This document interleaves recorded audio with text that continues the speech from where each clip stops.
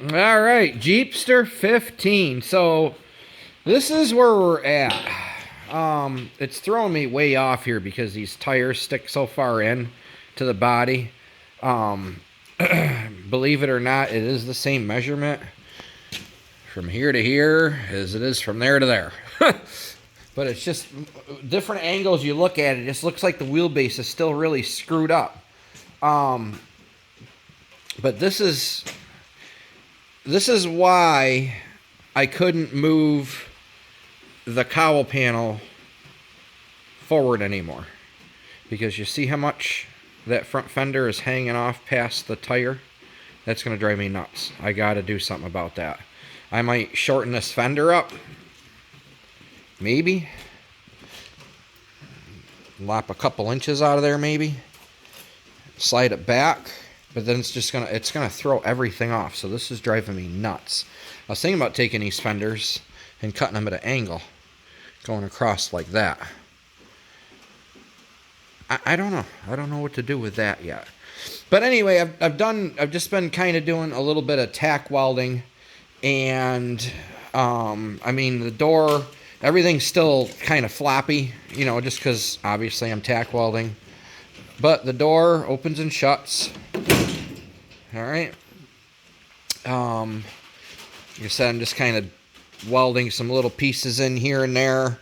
Kind of fabricated a rocker panel for it, which I still have to rebuild this whole, look at that, all in there, rust. Yeah. So, this is what we're dealing with right now with this son bitch. So I'm not really sure what I want to do about the front end of this thing, because that fender does stick way past the tire. But again, it just depends on what angle you look at this thing. If you look at it straight on, it's not awful. And you look at the back wheel straight on, it's not awful. But when you look at it at an angle, it's like the front wheels look like they're back way too far. It's just, I don't know. It's playing with my mind, guys. It's playing with my mind. And then I've been thinking about this whole radiator dilemma. So, because obviously I'm going to be using that grill, and I think this radiator is going to go. So I have a radiator out of a Wrangler. So the radiator on this is about 21.5 inches wide. Now we're talking just core width or tank width. We're not talking all the extra brackets. Right here, this opening from there to there is just about 22 inches. But the problem is this tapers in. Tapers in. So what I was kind of hoping is I could take that radiator and put it right up in there. And I think I might be able to, because I'm going to cut all this substructure out of this grill. And then I ordered a little 12-inch pusher cooler fan off of Amazon. It was like $26. I mean, how can you beat that?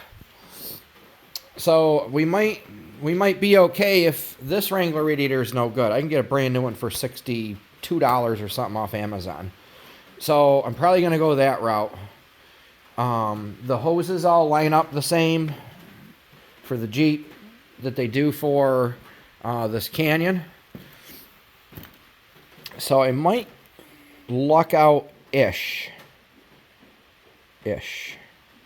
We'll see. But I think we might get lucky, and I may be able to leave the cooling fan on this thing. I mean, it'll be tight.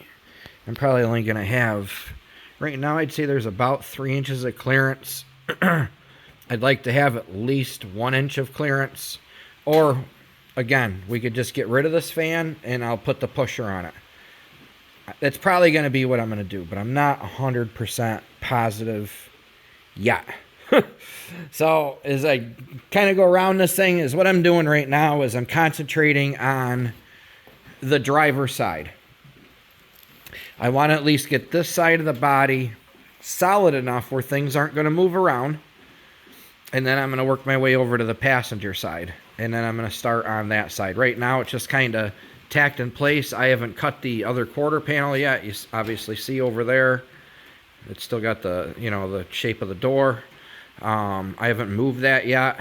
11 inches from right there to right there. Actually, it's like 10 3/4 inches from there to there. So we're going to have to make a filler piece for that. And, yeah, this welder I have, I mean, it works. This is the one we had at the old Hack and Pack shop. I've had it that long. It's just, it's not, I mean, I got this thing cranked up.